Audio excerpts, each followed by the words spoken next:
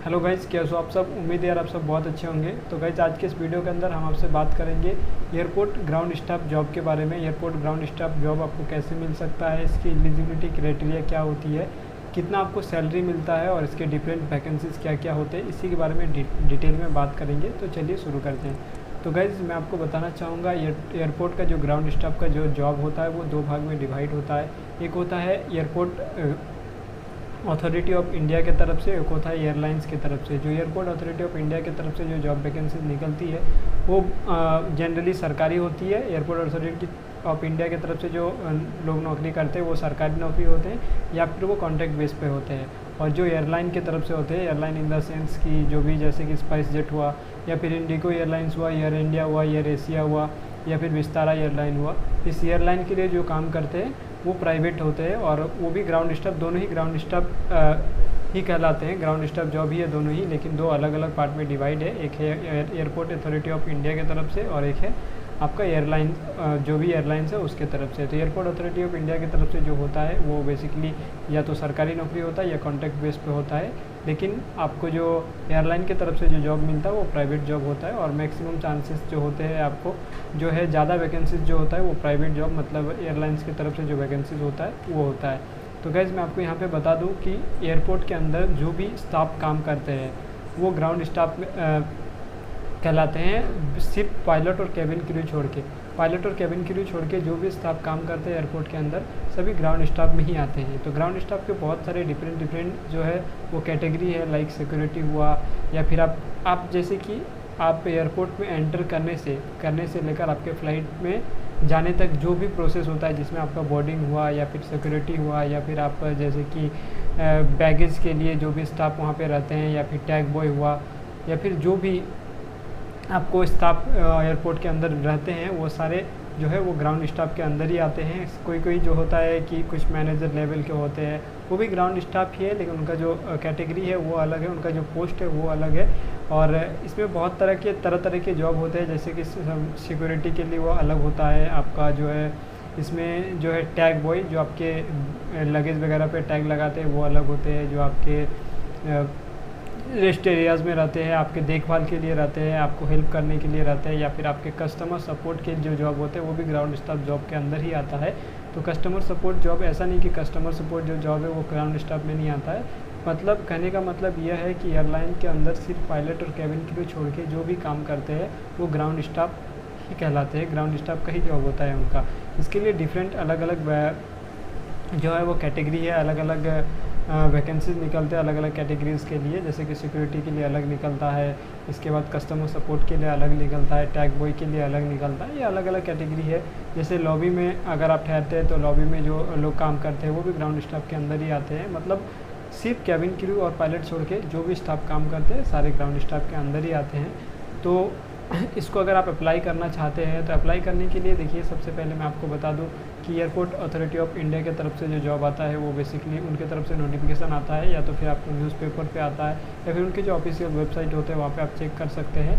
लेकिन जो एयरलाइंस की तरफ से जो जॉब निकलता है वो ज़्यादातर लगभग आपको हर महीने कहीं ना कहीं वैकेंसीज मिलते ही है, जिसमें आपको जो है कोई भी एयरलाइन जैसे कि इंडिगो एयरलाइन हुआ या फिर विस्तारा एयरलाइन या एयर इंडिया हुआ, उनके कैरियर ऑप्शन में जाके, जैसे उनका ऑफिशियल वेबसाइट में कैरियर एक ऑप्शन होता है, कैरियर ऑप्शन में जाके उनका जो वैकेंसीज़ है वो वैकेंसीज़ आप चेक कर सकते हैं। हमेशा हर 1-2 महीने में आपको वैकेंसीज़ जो है अलग अलग पोस्ट के लिए वैकेंसीज़ मिलता रहता है, तो वहाँ से आप डायरेक्टली जाके चेक कर सकते हैं, आप अप्लाई कर सकते हैं। देखिए इसकी जो एलिजिबिलिटी क्राइटेरिया होती है, अगर इसकी मिनिमम क्वालिफ़िकेशन की बात करें तो इसमें मिनिमम क्वालिफ़िकेशन मिनिमम ग्रेजुएशन होना चाहिए। इससे पहले जो है आप 2-3 साल पहले अगर जाते हैं तो वहाँ पे आपको 12 पास में बहुत सारे जॉब जो है वो मिल जाते थे, लेकिन अभी ऐसा नहीं है। अभी मिनिमम जो क्वालिफ़िकेशन है वो ग्रेजुएशन होना चाहिए। और कुछ ऐसे पोस्ट है जैसे सिक्योरिटी के पोस्ट हुए, इनमें आपको 12 पास में भी मिल जाता है, लेकिन मैक्सिमम केसेस में अगर आप ग्राउंड स्टाफ के लिए अप्लाई करना चाहते हैं तो आपका जो मिनिमम क्वालिफ़िकेशन है वो ग्रेजुएशन होना चाहिए। किसी भी स्ट्रीम से हो सकता है, लाइक आपका बीए हो सकता है, आपका बीकॉम हो सकता है, बीएससी हो सकता है, अगर आपका बीटेक है तो बीटेक हो सकता है। लेकिन अगर आपका मैनेजमेंट फील्ड में लाइक आपका मैनेजमेंट फील्ड में, होटल मैनेजमेंट में या फिर किसी और चीज़ में ग्रेजुएशन किया हुआ है या हॉस्पिटैलिटी मैनेजमेंट में ग्रेजुएशन किया हुआ है तो आपको प्रीफरेंस वहाँ पे थोड़ा सा ज़्यादा मिलता है। लेकिन ऐसा कुछ ज़रूरी नहीं है कि आपको जो है ग्रेजुएशन हॉस्पिटैलिटी मैनेजमेंट या होटल मैनेजमेंट में ही करके रखना पड़ेगा। किसी भी ग्रेजुएट जो कैंडिडेट है वो डायरेक्टली अप्लाई कर सकते हैं।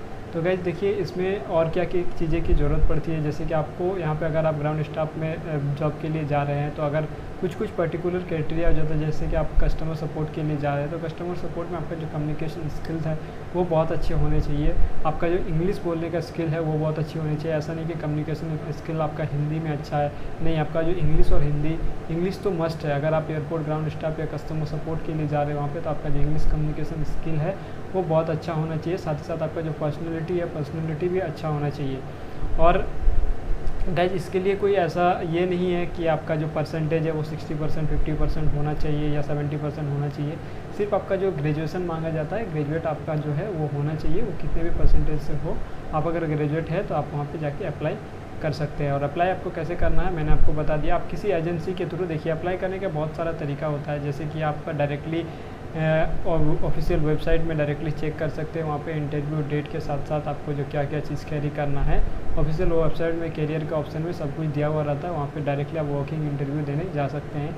ये हुआ पहला तरीका। दूसरा तरीका हुआ, आप कई बार देखते हैं कि एजेंसी के थ्रू ऐड मिलता है कि एजेंसीज़ के थ्रू भी जो है वो जॉब दिलाया जाता है, लेकिन एजेंसीज़ के थ्रू अगर आप जाते हैं तो मैक्सिमम केसेस में ये देखा जाता है कि आपके साथ फ्रॉड हो जाता है। तो आप ये चीज़ का ध्यान रखिएगा। आप जब भी अगर अप्लाई करना चाहते हैं तो आप जो है आप खुद से अप्लाई कीजिए। कैरियर ऑप्शन में जाके आप चेक कर लीजिए कोई भी एयरलाइन का, जैसे कि इंडिगो का मैं अभी आपको उदाहरण देके बता रहा हूँ। जैसे इंडिगो कैरियर अगर आप सर्च करते हैं तो आपको इंडिगो का ऑफिशियल वेबसाइट का कैरियर ऑप्शन डायरेक्टली खुल जाएगा और वहाँ पे आप चेक कर सकते हैं कि कहाँ पे इंटरव्यू है। आप वहाँ पे जाके जो भी लोकेशन है वहाँ पे जाके डायरेक्टली इंटरव्यू दे सकते हैं। किसी भी एजेंसी के चक्कर में अगर आप जाते हैं तो उसमें आपका पैसा भी बर्बाद होता है और मैक्सिमम केसेस में देखा जाता है कि इंटरव्यू जो है वो नहीं होता है या फिर आपके साथ फ्रॉड हो जाता है। तो ध्यान रखिएगा इस चीज़ का। अगर आप इंटरव्यू देना चाहते हैं तो आप खुद से ही सब कुछ कीजिएगा तो ज़्यादा बेहतर रहेगा। और बात रही अब सैलरी की, देखिए सब कुछ होने के बाद सैलरी भी जो है इसकी भी चर्चा कर लेते हैं। देखिए सैलरी की अगर बात करें तो सैलरी यहाँ पे जो है अच्छा खासा सैलरी जो है वो आपको प्रोवाइड किया जाता है। मैक्सिमम केसेस में यहाँ पे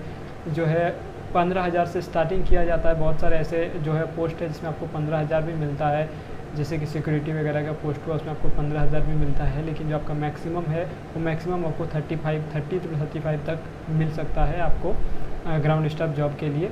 आपके फ्रेशर, अगर आप फ्रेशर है तो देखिए यहाँ पे मैं आपको बता दूँ और एक चीज़, अगर आप फ्रेशर है तो आप अप्लाई कर सकते हैं कोई भी जॉब के लिए, ग्राउंड स्टाफ के किसी भी वैकेंसीज़ के लिए।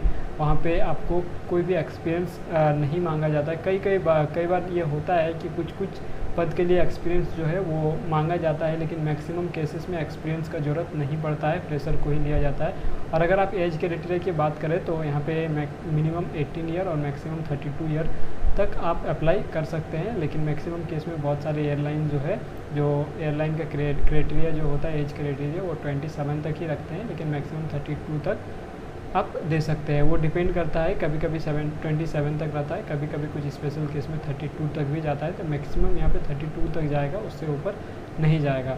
और सैलरी की बात मैंने आपको बता दिया, यहाँ पर 15,000 से 35,000 तक का आपको फ्रेशर को सैलरी मिल सकता है। Depend upon the post, depend upon the vacancy, आपको किस चीज़ में वैकेंसीज़ है अभी वो भी डिपेंड करता है। और यहाँ पे आई होप कि मैंने आपको सारा डाउट जो है किस तरह से आप अप्लाई कर सकते हैं, क्या क्या चीज़ें की ज़रूरत पड़ेगी, इसको मैंने क्लियर करने का पूरा कोशिश किया। अगर कुछ भी इससे रिगार्डिंग आपको जानकारी चाहिए तो आप नीचे कमेंट बॉक्स में कमेंट कर सकते हैं या फिर आप मुझे डायरेक्टली इंस्टाग्राम पे डीएम करके पूछ सकते हैं। मैं वहाँ पे अवेलेबल रहूँगा हमेशा के लिए। तो उम्मीद करता हूँ आज का ये छोटा सा वीडियो पसंद आया होगा। अगर वीडियो पसंद आए तो प्लीज़ इसे लाइक करें, शेयर करें अपने सारे दोस्तों के साथ। और इस तरह के इंटरेस्टिंग और लेटेस्ट वीडियो देखने के लिए हमारे चैनल को सब्सक्राइब करके रखें। धन्यवाद, आपका दिन शुभ हो।